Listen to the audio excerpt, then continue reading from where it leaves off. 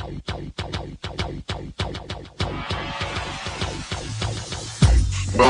to the Odds Breakers, number one place for shared sharp betting information. Welcome back to podcast 100 of 2024. I'm your host, Kiev O'Neill. You can follow me on Twitter at OBKiev. Follow us at the Odds Breakers. Follow us on social media / the Odds Breakers. This episode is being brought to you by mybookie.ag. For an up to $1,000 sign-up bonus, please visit this podcast description. Click the link. Terms, conditions, and location apply. If you'd like to support the Odds Breakers and benefit from our premium plays, please visit theoddsbreakers.com, click shop, and become a member. Pick any of our winning cappers to get the premium plays before the line moves. You can also support us on patreon.com. And if nothing else, please visit the Odds Breakers and become a free picks and Telegram subscriber. We are back, my friends. College football is rolling. Had a great last month of college football. College basketball has been amazing. NFL, yeah, he's, hanging on there. Teasers and props really saving me this year. 18-8 in TikTok props. The teasers now 9-4 for refuse to lose teaser. We are 12-5-1, I believe, in all teasers. So that's just literally been our saving grace, man. And yeah, it's good to have that. Teasers, moving these lines. Now, I'm actually 14-5-1 in teasers, 9-4 in refuse to lose teasers, 18-8 in TikTok price. Okay, so yeah, it's just moving the lines. Moving the correct lines. You don't want to move lines on teams you're always not sure about. That doesn't always work out. But after a few hard weeks of teasers, it really got great. So really happy about that. Lots of luck involved in the NFL, in my opinion. And I guess we can recap that first. Just looking at the Saints and how they played that game and how they had the Rams dead to rights, and then second half happened and they just couldn't stop the Rams, but they also would drive down to the red zone and just not even put up a point. So that was rough. I'm glad I had them as a teaser leg, but unfortunately it was a contest leg as well. And speaking of contests, Chris Farley, I think, just won the quarterly, the third quarterly in the circa, $150,000. Huge shout out to our friend Chris Farley. Did a lot of work here at the Odds Breakers, and we're still good friends. So before I forget, I definitely want to give him a shout out here for doing so well. And yeah, looking at the Seahawks, the Seahawks are a gritty team right now, and they're trying their asses off, and the Jets kind of puked all over themselves and were complete in control of winning that game, and the pick six happens. Now, good thing I didn't bet that game, but it's just kind of like how the NFL has really been going on this year. Lots of luck involved. You got the Tampa Bay Bucks that should have never been in that game with Carolina. There's no metrics that said this game should not have been 6.5 or 7 or more points. I had a nice 5.5 and failed on it because, well, Baker Mayfield turns the ball over. He gets injured for a while, and they just play kind of soft on defense and then have to tie it into overtime. And, of course, when Shad White runs the ball into overtime, he gets tackled at the 10 instead of making it in the end zone. That would have covered their spread. So was hoping for a little bit of luck, and it seems like luck goes the opposite way. But, we at least pushed on our Trevor Lawrence situation, and I'll get into that in the good, the bad, and the ugly. But that was a gross game, and somehow the Jaguars just claw from behind and 2 unanswered touchdowns to cover that spread with a 2-point conversion. That was really improbable. Our Eagles play hit nicely. I had the Eagles as really a slightly better team than the Ravens, and part of the reason is their special teams on the Ravens. Justin Tucker should not be the starting kicker on that team. He should be benched or put on injured reserve.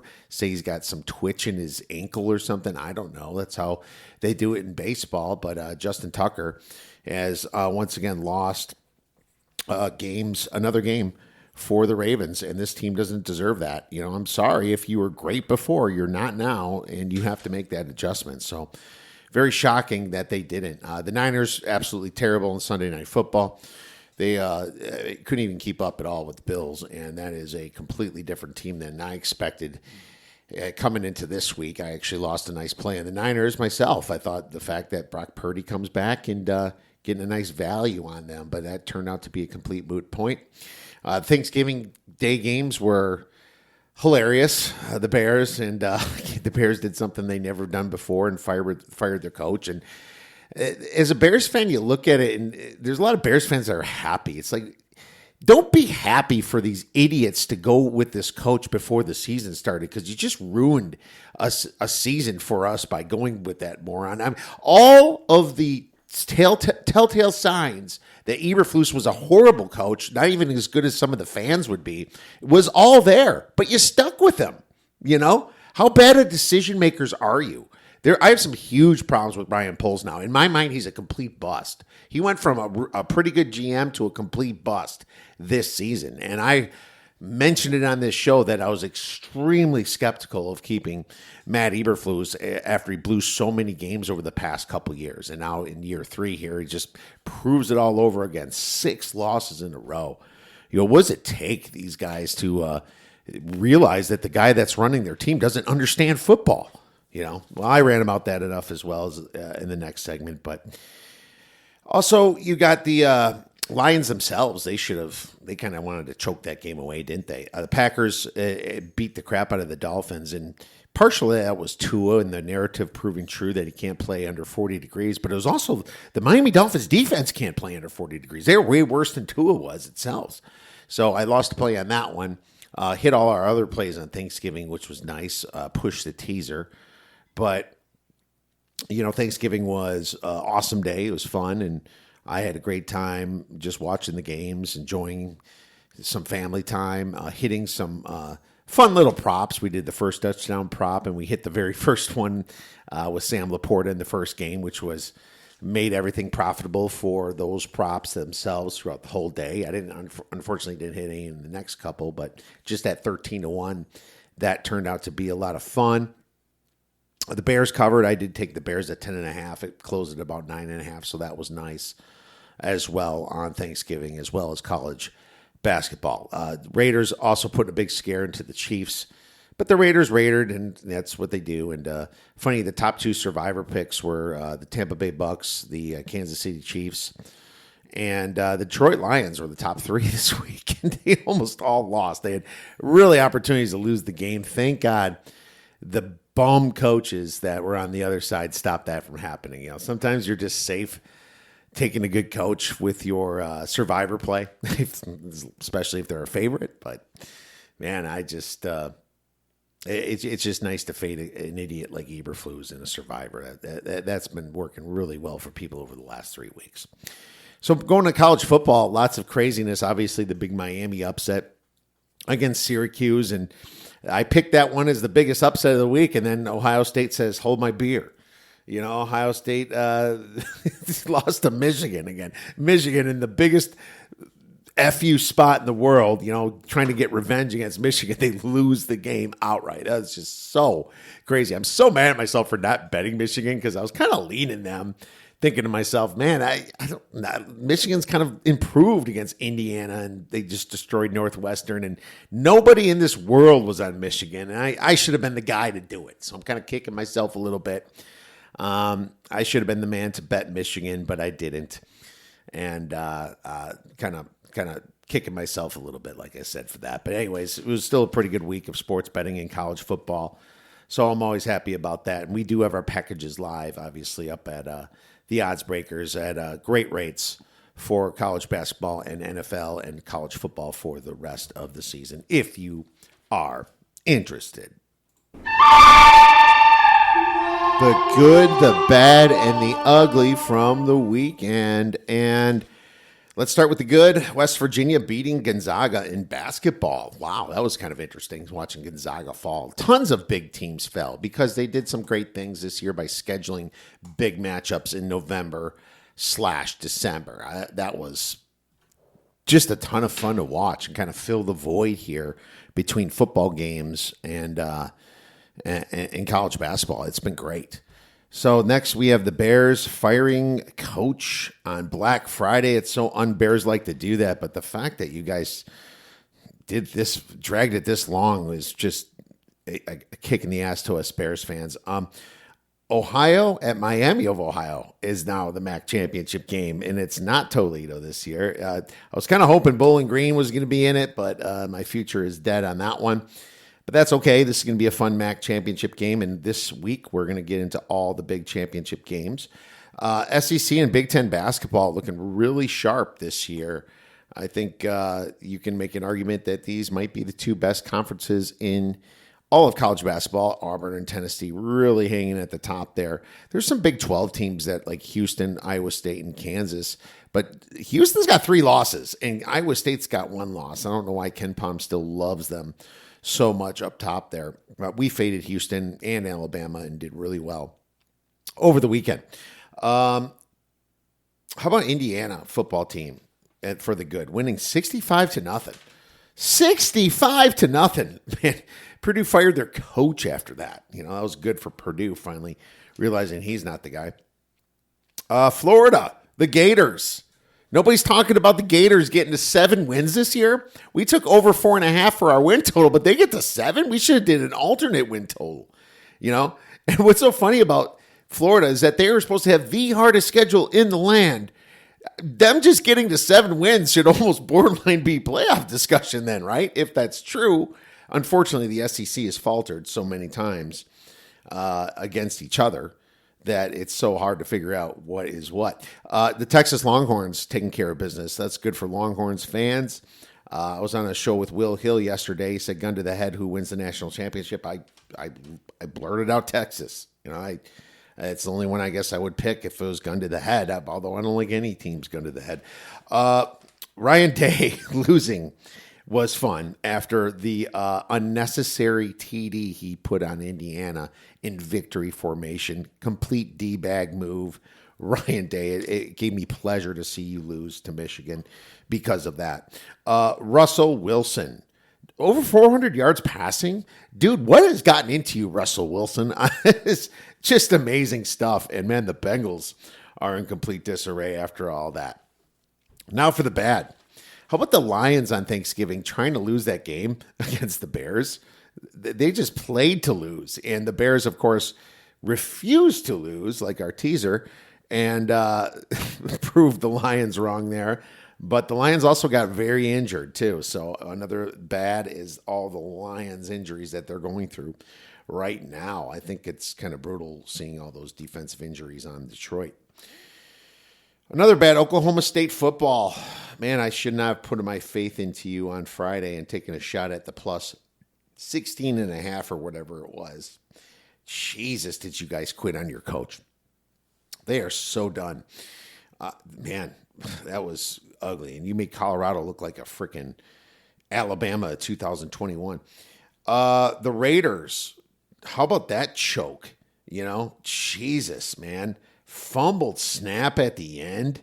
That was something Eberflus would have done. I was wondering if he was on the phone with Pierce over there, but those are 2 really bad coaches anyway. So I guess it just doesn't matter, but that's how bad teams lose games that they should have been in or possibly won. A field goal wins the game for the Raiders, and they fumbled the snap. Prepare yourself for the situation of the win, guys. Man, South Alabama quarterback injury to Gio Lopez was kind of rough, so they ended up not covering a big part of that. Tulane losing on Turkey Day. What's the deal, Tulane? You're supposed to be like maybe the dark horse group of 5 team to make it in. You ain't making it in nowhere now after blowing that. Clemson's lost to South Carolina.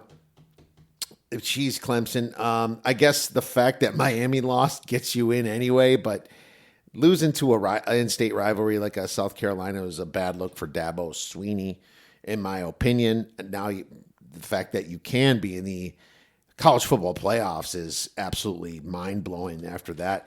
Louisiana Monroe's bad beat. Louisiana punched in a touchdown with a minute left. Monroe had no timeouts, and the running back ran at 25 yards. Could have just went down and took knees, but no, he took the touchdown.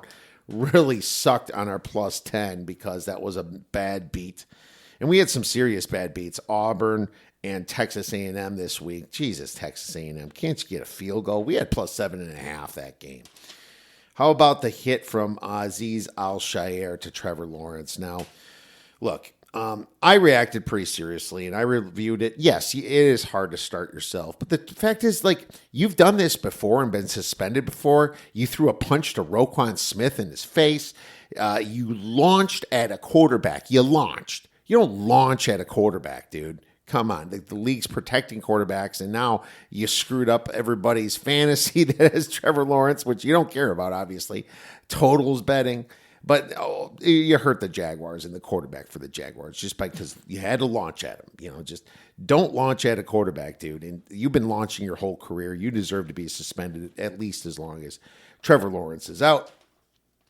Kyler Murray. Tipped passes. I mean, all you have to do is put your hand up and you're going to tip that guy's pass. He's short. And the Bears couldn't figure it out, of course, but bad teams don't figure it out. But the Vikings did. And they really gave Kyler Murray a lot of trouble in that game. And, God, they were in that game, and at least they covered for us in that one. Justin Tucker. Geez, you've been bad for the Baltimore Ravens, and you're costing your team wins. And you might cost your team the playoffs if this crap keeps up. I bench Justin Tucker if I'm John Harbaugh. And that almost made the ugly, but now for the ugly. The Dolphins and Tua in the cold. It's so weird to see a team dominating people the last few weeks and just go to the cold and absolutely suck. I mean, the punt returner sucked. He fumbled the punt. It's like, dude, you got to win this game. You're in Green Bay and you fumble a punt and give them a free touchdown.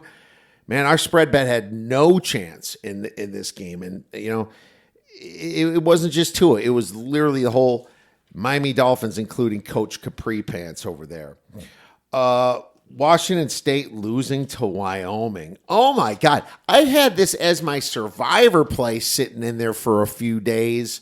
Actually, a few weeks because you're allowed to pick ahead of time. But I switched it out to Oregon because I couldn't trust Wazoo. And thank God I did because they lost outright to Wyoming and actually helped my survivor, being that 68 people had them in this week. Say 68 people, 60-some people also had Ohio State, which was also good for our survivor. The Jets, God, how ugly do you have to be? Aaron Rodgers throwing a 91-yard pick. Now, I guess there's a tip pass and everything, but just run the ball to Breece Hall, You had that game in the bag. You had it in the bag, and then you just choked it away and couldn't cover the spread. And, Seattle just looks for an opportunity, and the Jets give it to them. Just another very poorly led team in the New York Jets. The 49ers, hangover. Holy cow, is that a bad hangover? You guys are not going to make the playoffs most likely, and you have a hard schedule, and now you have to face a Bears team after they fired their coach who's going to be kind of fired up. Jesus, Niners, you're hurt, and you might as well just throw the fact that CMC, Christian McCaffrey, is injured and injured his PCL out for the rest of the season. Most likely. Dan Hurley throwing an absolute baby fit at the officiating in Maui. Now, don't get me wrong. I understand that, and I've been on the crap end of officiating bets, and my teams, especially like when you're a Wisconsin team, is always on the bad end of efficiency bets. But you just won 2 national championships in a row. Just suck it up, I guess, or tell them you want change. Now he's never going to play away from a home and home type situation or a big game or one standalone big game. He's not going to do a tournament no more in Maui or Nassau or any other place, which is babyish. Instead, just try to lobby for better officiating, dude. Do it the correct way. Throwing a fit it's not a good look for you, Dan Hurley. And the 2 biggest, ugliest things of the weekend, it's hard between these two. The first I'm going to give you is the Chicago Bears blowing an easy minimum tie against the Lions. Dude, 32 seconds left, and you're going to let your quarterback, coming off a sack, it takes time. You saw that with the Giants last week when they tried to cover their spread. Or was it the Raiders? No, it was the Raiders with Desmond Ridder. He got sacked, and there was 15 seconds left, and the clock went to 0. It takes time to get up, but you don't call timeout to save your rookie quarterback there. You can still get a first down and clock it with 32 seconds left. Holy cow, was that awful by Matt Eberflus. But like I said, this whole season, that's what he does. He's attracted to losing. I don't know if it's subconscious or how you describe it, but losing finds this man because he welcomes it. And thank God he is gone. I hope to never see him again in a Bears anything. And then finally, Ohio State. Talking all that smack. The fans, the team. You blow it at Michigan. Michigan puts their flag up. Then you start a baby fight against Michigan. There's actually a lot of fights this week in rivalry week, which really made it interesting. Arizona State put the forks in, and they're fighting there too. Just a ton of rivalry week fights. And that was really bad as well. And I forgot one more. Georgia Tech being completely dumpster fire screwed by the SEC propaganda. I don't even know if they were ACC officials, but whoever they were, they literally changed the win on that game because that was a complete targeting that you would call every single time on that fumble on Haynes King. Guy just dips his helmet and smashes it into him. That was textbook targeting. You don't review it. You didn't call it on the field, and then you just to prove that you're dirty, the blatant hold where the guy's holding the guy's shoulder pads, almost rips him on the ground on a scoring drive for Georgia that they ended up getting a touchdown with. You don't call that. And there's a few others in there. A terrible pass interference call against Georgia Tech. You literally made it so Georgia could win that game. I wish the committee would look into that and count that as a freaking loss against Georgia. Absolutely despicable. You know what you are!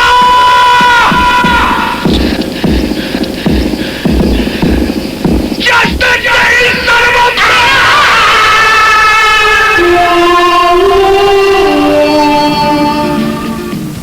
All right, now it's time for a little college football week 14 misleading final scores. And Utah State outgained Colorado State 485 to 454, yet lost 42 to 37. A 3-1 turnover ratio did in the Aggies. Nebraska outgained Iowa 334 to 164, yet lost 13 to 10. Look at that, 334 to 164. A 2-0 turnover ratio and bad red zone efficiency got the Huskers. Georgia Tech outgained Georgia 563 to 405.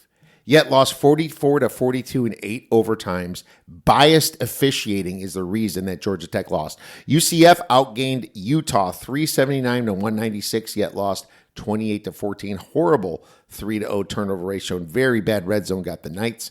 Northwestern outgained Illinois 442 to 382, yet lost 38 to 26 at 4-2. Turnover ratio did in the Wildcats. UAB outgained Charlotte 437 to 355, yet lost 29 to 27. A 1-0 turnover battle. Poor coaching in red zone got the Blazers. USC outgained Notre Dame 557 to 436, yet lost 49 to 35. Equal turnovers at 2, but bad fourth down efficiency and 0 for 3 at fourth downs and bad red zone got the Trojans. New Mexico State outgained UTEP 543 to 298, yet lost 42 to 35. A 3-1 turnover ratio. 2 of them were TDs, 2 like pick sixes or fumble sixes was amazing. And a special teams allowed touchdown really what killed the Aggies there. Jesus. Appalachian State outgained Georgia Southern 465 to 357, yet lost 29 to 20. Equal turnovers at 2, but 10 penalties and poor red zone got the Mountaineers. Cincinnati outgained TCU 373 to 336, yet lost 20 to 13. A 3-0 turnover ratio did in the Bearcats and hit our under 5.5 for the season win total for the Bearcats. So happy about that one. Kansas State outgained Iowa State 364 to 324, yet lost 29 to 21. A 2-0 turnover ratio did in the Wildcats. James Madison outgained Marshall 382 to 261, yet lost 35 to 33. A 1-0 turnover ratio and bad third down efficiency for 4 for 13, along with poor red zone, got the Dukes. And there is no more college football betting spots because the season is now to conference championship time. Everybody's going to be motivated. So we are finally done with that segment. NFL continues, though. We're going to go to NFL Week 13 misleading final scores. Quite a few of them. The Dolphins were mainly garbage time, so I'm not going to mention that. The Dolphins, scored a lot of yards at the end of that game when they were way down. The Raiders outgained the Chiefs 434 to 329, yet lost 19 to 17. A 1-0 turnover ratio did them in at the end of the game, and brutal miscommunication for the Raiders as well, obviously on that fumble and just Pierce being Pierce. The Jaguars were mainly outgained. The Jaguars were mainly garbage time, I'm trying to say, against the Texans. So it's funny that they really got back into the game and made it with a 3-point game, but that was just the Texans being soft on defense too. The Patriots outgained the Colts 422 to 253, yet lost 25 to 24. They won the turnover battle 2-1, but 88 penalty yards, poor coaching, and bad red zone efficiency got the Pats. The Cardinals outgained the Vikings 406 to 273, yet lost 23 to 22. A 2-1 turnover ratio, 10 penalties for 96 yards, and poor red zone got the Birds. The Falcons outgained the Chargers. This is a big one, 350 to 187. Yet lost 17 to 13. Kirk Cousins 4-1 turnover ratio special with his terrible passing, and he might be injured from what I'm hearing. And poor coaching killed the Falcons. Man, this is just another one. Sharp people lost on the Falcons. A lot of sharp money came in on the Falcons. The Saints outgained the Rams 327 to 322, yet lost 21 to 14. Equal turnovers at 0, but bad red zone efficiency and allowing explosive plays really got the Saints. God, those two teams. I should just stay away from the Saints, Rams, and Raiders games. I just have no idea what I'm going to get week to week with these teams. The Ravens outgained the Eagles 372 to 252, yet lost 23 to 19. Equal turnovers at 0, but very bad special teams got the Ravens, and Justin Tucker I should be benched. NFL Week 14 betting spots, letdown spots. The Eagles could let down hosting the Panthers after beating the Ravens. The Bills could be flat at the Rams after beating the 49ers in the snow blow. Get up spots, the Bears at the 49ers after the coach firing is one. You can say the Niners need to do something too, but I think they're completely cooked for this season. The Falcons in trouble, and they need a win at the Vikings, so it's a big get-up spot for Kirk Cousins to get revenge on his old team. Look ahead spots. The Bills could look past the Rams to the Lions, so I am worried about the Bills a little bit this week, and I feel like the numbers kind of factor that in too. Long rest. Dolphins after Thursday hosting the Jets is one. Chiefs after Friday's game hosting the Chargers, Cowboys after Thursday hosting the Bengals, and Raiders after Friday's game at the Buccaneers is longer rest. No bye weeks, though. Revenge spots. There's a few of them. Like I said, Kirk Cousins against his old team is one in the Vikings. Packers from earlier loss at the Lions is one of them.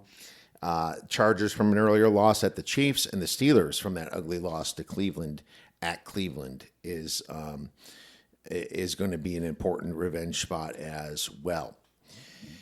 Now it is time for our free play that we love to give to you. And Conference Championship Week, baby, we're rolling here. And we're going to start with the very first game. So you have a play on the very first game. It's the Western Kentucky Hilltoppers versus the Jacksonville State Jaguars.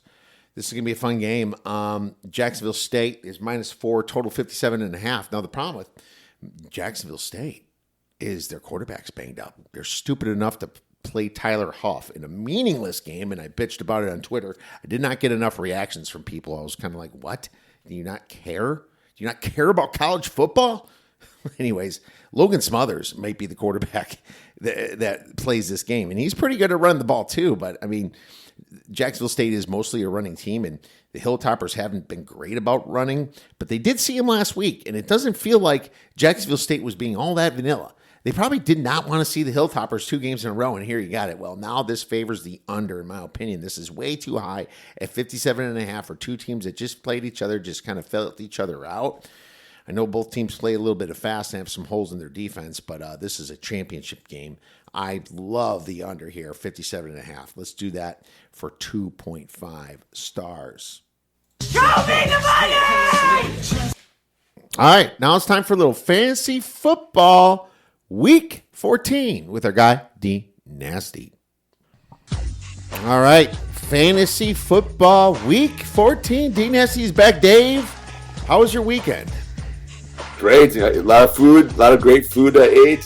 Some good games on Thanksgiving, other than the Bears choke at the end when they should have won that game. But nice Packer win, too, against Miami. It wasn't a letdown game like I thought, so great win. Great time seeing some family. How about you? Oh, it's great. I mean, as long as you expect the Bears to lose, then you're fine. It's really hurtful when Packer fans root for the Bears to beat the other division rival. You know, it's like, come on, guys. Now even Packer fans want us to win. That's pretty pathetic on our side. But hey, they finally fired a coach mid-season, and they all should be firing themselves because literally, how stupid can you be to allow this man who knew nothing about coaching or game flow or really football at all for this amount of time to sit there as a complete imposter? I mean, how bad of a leader do you have to be, Dave? Oh yeah. He cost them at least 3-4 games. I think at least 3 for sure. That's this year. That's this year, and it's more like I guess you can give him 50%, 3 out of the 6 chokes he had. But they really could have won some of that. So I think they get 4 more wins, and they're more like 8-4, 8-5 type of situation right now. And at worst case, 7 wins. But geez, going from 4-2 to 4-8 is really, really bad. But it was warranted. Hey, and maybe I think the team wanted him fired because now Jaquan Brisker looks like he's back healthy, and it's just all this craziness happening. I think maybe you'll get some fantasy production from these Bears, Dave. Yeah, you never know. We can talk about that in a little bit here. Yeah, let's do it. People that you won't get production from, though, this week are the bye teams this week. So 6 teams on bye. So another bye-mageddon here this week. So unfortunately, there's quite a few teams that are major players this week for fantasy that have people on bye. Starting it off with the Ravens, we got quite a few buys with the Ravens. Lamar Jackson, Rashad Bateman, Derrick Henry, Zay Flowers, Mark Andrews, Isaiah Likely. So the Ravens have kind of been a gold mine this year, so that's going to hurt a lot of people this week, and a lot of teams this week. The Broncos are playing right now. Bo Nix, he's probably a borderline starter right now. Cortland Sutton, Javonte Williams, maybe. Most of the running backs you're not probably starting right now anyways. Really none of their tight ends either. Probably are startable right now either. So I'm staying away from those guys anyway. So you're not really benching any of them. But Bo Nix is the major guy, and probably Javonte Williams. So those two. The Texans, quite a few people on the Texans as well. We got Joe Mixon, Nico Collins, Tank Dell, C.J. Stroud. And then Dalton Schultz, maybe. He had actually a really good week this past week. He's borderline starter as well. But some major players on that one. So C.J. Stroud's still struggling a little bit, but he looked a little bit better this past week. The Colts, who actually had a nice win this past week. We had Anthony Richardson, Michael Pittman, Josh Downs, Jonathan Taylor. Not really a standout tight end for them either. They have quite a few tight ends that all play, so nothing really there to report for tight end wise. Patriots, we got Drake May. None of their receivers are really startable. Maybe Kendrick Bourne. He's actually been coming out a little bit this past week. Hunter Henry, Mod Stevenson. Those are going to be the major guys from the Patriots. The Commanders, Jaden Daniels, definitely. Terry McLaurin, Brian Robinson, Eckler, when they're healthy. And then actually Zach Ertz, who's actually been playing well as well. So those are the people that are all on bye this week. This is the last bye week of the year as well. Playoffs are starting next week for a lot of teams, so just keep that in mind. Yeah, Hunter Henry on the Patriots for sure, and Noah Brown on the Commanders has been pretty good lately too. So yeah, those are definitely some guys, and there's some injuries too coming up here, and some of these teams had some injuries, but at least they'll get an extra week. But starting with the Bears, Roschon Johnson concussed against the Lions, so unfortunately I had to start him in a fantasy league, and that just did not go well for me. He got 1 point. Wide receiver Rashad Bateman had a knee injury, but he at least has a bye week to go over it. And same with a bad injury, I should say. Trevor Lawrence was concussed by that Azeez Al-Shaair hit. You shouldn't be launching at quarterbacks, especially when you know that there's a chance they're going to slide. This dude's been... he was already sliding already, and he still hit him, actually. So, yeah, I think that's suspension worthy, actually. We'll see what happens with this, or a huge fine, but the fines really don't do anything for players. They got so much money, it doesn't matter. It doesn't do nothing for them. You got to suspend them. I say suspend them as long as the guy they injured is out. Whether if it's 6 weeks, 8 weeks, 4 weeks, I don't care. You cannot be leading like that into someone's head. Wide receiver Lad McConkey left the game with a knee injury. Man, the Chargers are just getting banged up left and right these last few weeks. Tight end, running back, Taysom Hill, really bad knee injury, probably out for the season, it looks like here for the Saints. Yes, it's 20 ACL. They confirmed it today. Okay. 20 ACL, he's out for the rest of the year. Yep, out for the rest of the year. Dallas Goedert had a knee injury versus the Ravens, so he could be week to week. Don't know how bad it was. Calvin Austin for the Steelers was ruled out with a concussion. We saw that one. And holy cow, the Steelers put up some serious fantasy points. Completely different team with Russell Wilson this year. Jesus. They are. They're actually looking pretty good. Russ is cooking. He's cooking. Running back Christian McCaffrey ended his season, unfortunately. The guy, comes back for like 2 weeks, and he's out for the season again with a PCL, at least the fantasy regular season. And I'm not sure if they're going to make the playoffs this year. It's looking pretty bad because not only him, Jordan Mason, Dave, has a high ankle sprain, and now he's on IR. That's at least 4 weeks. That's pretty much your fantasy playoffs. He ended his fantasy season for sure. Really brutal for the Niners. They are just dropping like flies. Wide receiver Noah Brown got injured versus the Titans, but he has a bye week to kind of think about it. I looked on Thanksgiving. I didn't see a ton of injuries. Did you see anything major? Nothing major on Thanksgiving. The two major ones were, like you said, with the two 49ers, both placed on IR. J.K. Dobbins also placed on IR, too, this past week. So McCaffrey and Mason are both going to be out for a minimum of 4 weeks. Probably done for the year for both of them, though. And like you said, the Taysom Hill injury was pretty gruesome, that one. Eckler actually had a concussion as well. Then, like I said, Trevor Lawrence, the concussion. Actually, DK Metcalf had a knee injury. He should hopefully play this next week, they're saying as well. But, yeah, you covered all of them, though, for the most part. Okay, good. Well, why don't you give us our biggest waiver wire pickup this week along with the rest, Dave? All right, well, the biggest one this week is going to be Isaiah Guerrero for the 49ers. He's going to be the top pickup this week. He could be a league winner, actually, for you going into these next couple weeks. He's going to be the starting running back, actually, Wisconsin alum as well. So, I love those Wisconsin running backs. So definitely pick him up. He's spent as much free agent money as you have left. Thank you for saying that. I was going to say empty the wallet, especially if you're borderline. You don't want anyone else to get him, especially the guy you're playing. Waivers are waivers. Sure, you're going to miss out on a couple bucks on this guy in here, but you also can get some scraps, especially in the deeper leagues. Or the leagues that actually have maybe 10 teams, I meant to say, not anybody with 14, 18 teams. But, yeah, he's a big pickup, Dave. Yeah, that's the biggest one of the week. And then Kamani Vidal, too, for the Chargers. With Dobbins now on IR, definitely like him as well. Amir Abdullah actually had another good week this week. Both starting running backs are still out for the Raiders. So we talked about him last week. Braylon Allen with Breece Hall banged up. He's getting a few more carries this week, actually, as well. Jonathan Brooks actually got some carries this past week, too. He cut into Chola Hubbard's carries a little bit this past week. Actually, Sincere McCormick, too, for the Tampa Bay Buccaneers was getting some run this past week. But definitely Bruce Irving is actually the real deal, though, I think. And I got him in a lot of my leagues. I liked him at the beginning of the year. He's actually had his breakout game this past week, so you're definitely plugging him in if you got him.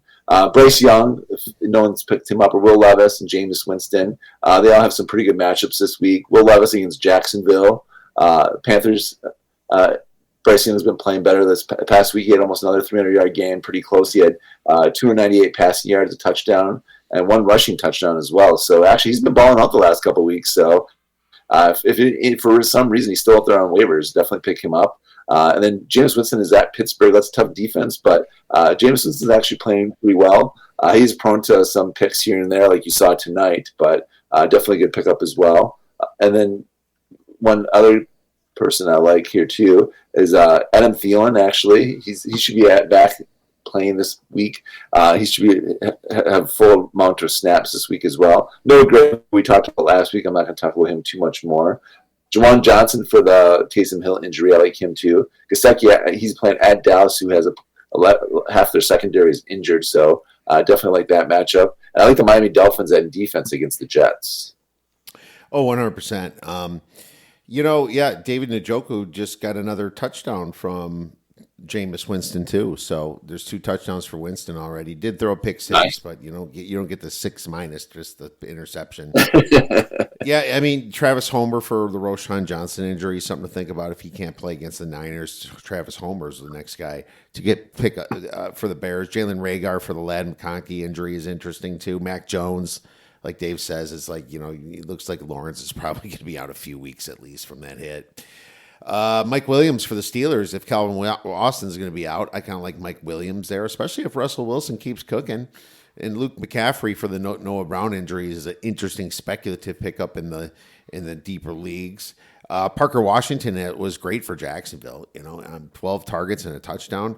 So that's what I missed. Actually, I like Parker Washington actually a lot. I missed that one actually, but yeah, I do like him too a lot. Yeah, and I don't know if you mentioned Adam Thielen with Bryce Young, but yeah, they're kind of a pair, right, to pick up this week. Nick Westbrook-Akine, we always talk about him, and I'm sick of talking about him. This is the last time I put him on the waiver wire. He was awesome again. He's got like 8 or 9 touchdowns this year. He's like a favorite target now for Will Levis, so I like him. And for the Taysom Hill injury, maybe Juwan Johnson gets more play from the Saints. I think Juwan Johnson could be a good guy to finish off your season here, especially if you use Taysom Hill, in your league. So those are the ones I like.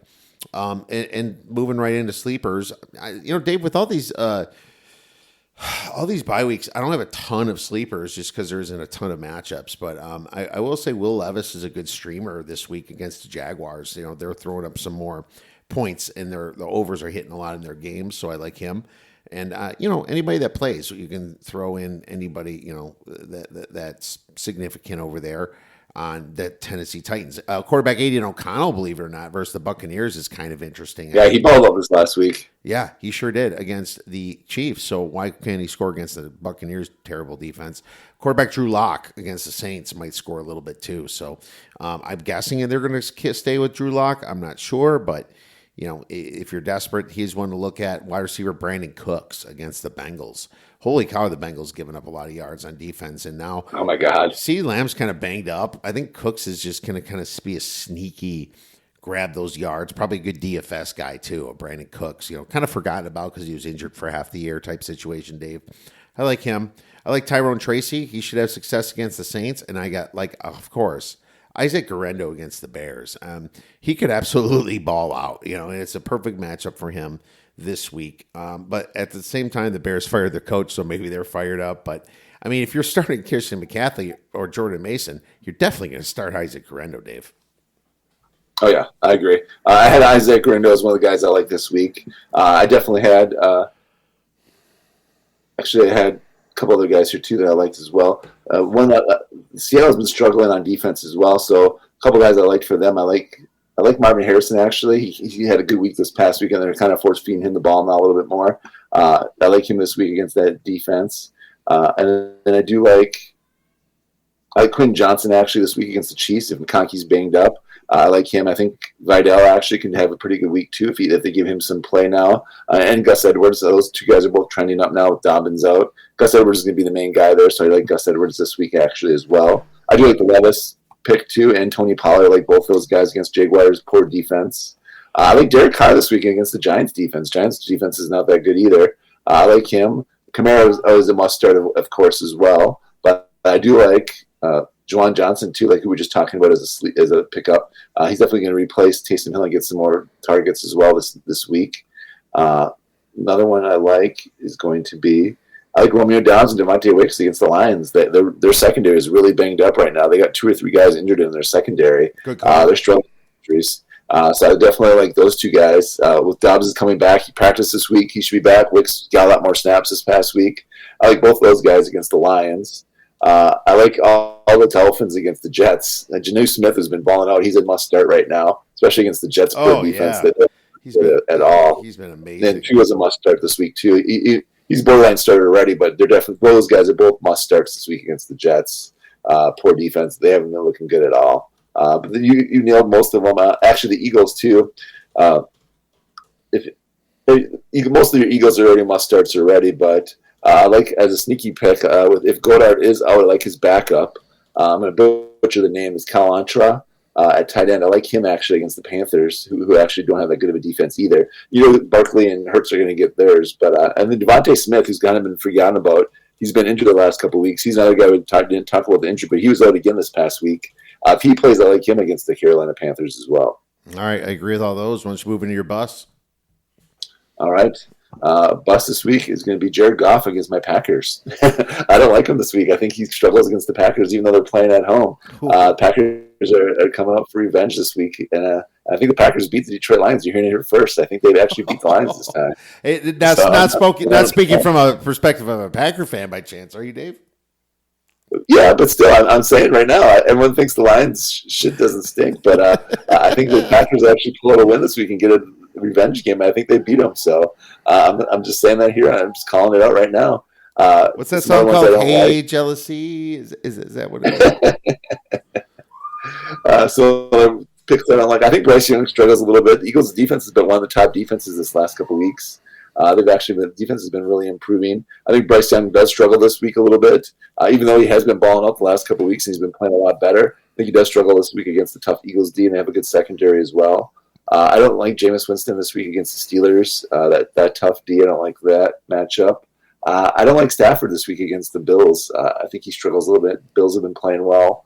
They only allowed 10 points this past week. Chargers actually. I think Justin Herbert struggles this week a little bit against the Chiefs as well. I don't like that matchup. And then actually Burrow's just been balling out. The Cowboys defense has been playing better, but I still like that matchup for them. So that's about all I have for trending down. All right, that makes sense. I got some busts.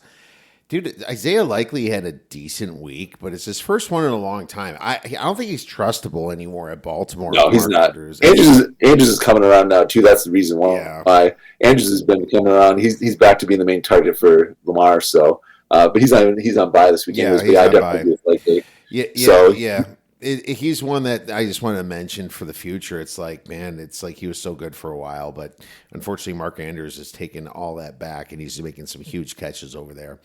I'm going to put in a kicker, Dave. His name is Justin Tucker, and he's been completely ruining the chances of Baltimore. He's lost multiple games for them, and I don't know 3 missed kicks this past week. I don't know why they keep sticking with him. He has got the yips. Yeah, he's something wrong with him, and he needs to be benched. I think this season he should go on IR is what I said. So I don't like what he's been doing. Kirk Cousins is looking like he's injured or something. I don't understand those interceptions he threw. It's kind of like he's got 6 interceptions and no touchdowns over the last 3 games. They're even talking about starting Michael Phoenix, possibly even. So, but the coach just said they're not going to bench Cousins, but I think they do if he still struggles this next week, though. Definitely. Yeah. It's like, is he injured and you're being quiet about it? What's going on over there?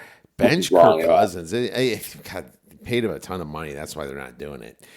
Jameis Winston, I agree with Dave. Gus Edwards against the Chiefs is a little rough. I know that there's not a lot of running backs there, but he's splitting more carries now with one of my waiver wires like Kimani Vidal and Haskins too. So keep that in mind.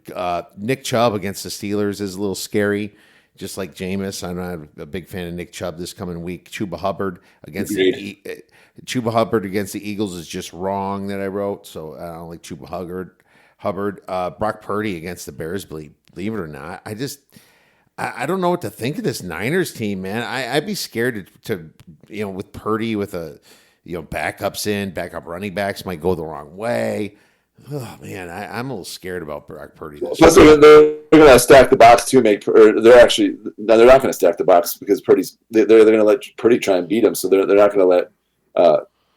They're going to have to make Purdy throw, and they're just going to tee off on him because they know there's going to be no running game. So yeah, they're going to be worried about that. Yeah, they're going to. I don't know about that. I definitely would start Garendo, but Purdy worries me a little bit for some reason. Running back Nick Chubb against the Steelers. Oh, I already said that him. I was actually also going to say maybe the Steelers running backs too might struggle a little bit against the Browns. It looks like Javonte Williams has 1 rushing yard this whole half against, which sucks as I took his prop. But it looks like the Cleveland Browns are starting to do a little bit better on defense like they were last year. It's almost like that weird shift that they're having. They're not making no playoffs, but they're just kind of playing for integrity now. So Najee Harris, I'm not a big fan of this week, Dave. How about, well, we both covered. That's really all I have. How about some nasty sleeper? In last week, I had Dowdle, baby, and Dowdle did pretty good, Dave. He was a good He did call. awesome. Yeah, Dowdle was a nice pick, actually. I said I like that last week even, too, with McCarthy. I knew he was going to go with him more this week, so I definitely like that pick as well. So my dynasty sleeper this week is actually going to be Will Levis, who we talked about here earlier in the show. I like Will Levis this week against that poor Jaguars D. And Will Levis has actually been playing really well the last couple of weeks. So he's actually going to be my dynasty sleeper this week. Well, ours are correlated, Dave, because I'm going with Nick Westbrook-Akine. That's why I said I'm not mentioning him no more, because now I'm using him for the nasty sleeper. So now if Will Levis has a great game, he's going to have a great game. So we're correlated, my man. I love it. I think these guys could win your fantasy league for you this week. So great call, Dave. I totally agree with Will Levis, too. And hopefully it's a great week. Anything we miss? No, I don't think so. Last week of buys, make sure you check out all the buys this week. Last week to make that playoff push, too. A lot of playoffs are starting next week, or week 15, too. So make sure you make that last push and get your lineup set. Absolutely. And thank you for listening to this episode of The Odds Breakers. If you have any questions for us, feel free to tweet us at The Odds Breakers. Email us at info@theoddsbreakers.com. Have a great rest of your week and go get some winners.